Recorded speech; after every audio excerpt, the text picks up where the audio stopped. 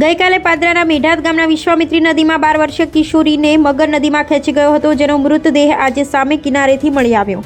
મૃતદેહને પાદરા સરકારી દવાખાને ખસેડવામાં આવ્યો. પાદરા તાલુકા મેઢાત ગામથી પસાર થતી વિશ્વામિત્રી નદીમાં ગામની 12 વર્ષીય કિશોરીને મગર પાણીમાં ખેંચી ગયો હતો. ત્યારબાદ ગ્રામજનો અને પાદરા વહીવટી તંત્ર ઘટના સ્થળે પહોંચ્યું હતું અને લાપતા બનેલ કિશોરીને શોધખોળ માટે વિવિધ ટીમ નદીમાં શોધખોળ આરંભી હતી.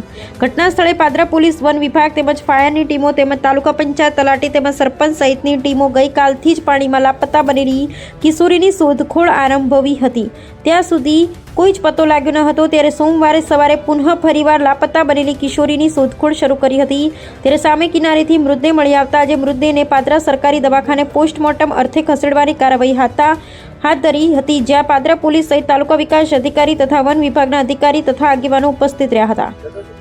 ગઈકાલે 2 ઓગસ્ટ 2026ના રોજ પાદરા તાલુકાના મેઢાત ગામે 12 વર્ષની કિશોરીને મગર અકસ્માતે ખેંચી ગયેલ.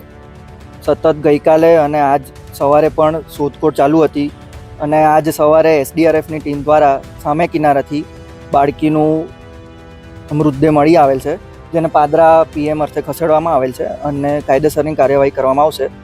તાલુકા વહીવટી તંત્ર અને પોલીસ અને વન વિભાગ ત્રણેય હાજર છે. કેટલી ટીમો આ શોધખોળમાં જોડાઈ હતી અને કેટલા સમય દરમિયાન મૃત્યુ? ગઈકાલે સવારથી ટોટલ 3 ટીમો જોડાયેલી હતી.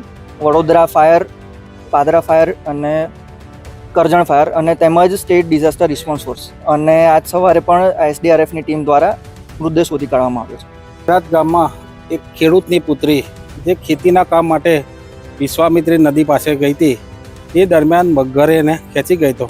આજે તંત્રની મહેનત, સહકારી બધા અધિકારીઓની મહેનતથી આજે 24 કલાક બાદ આ છોકરીનો મૃતદેહ આજે મળી આવ્યો છે. એ મૃતદેહ અમે પાદરા સરકારી દવાખાનામાં PM કરવા લાવ્યા છે.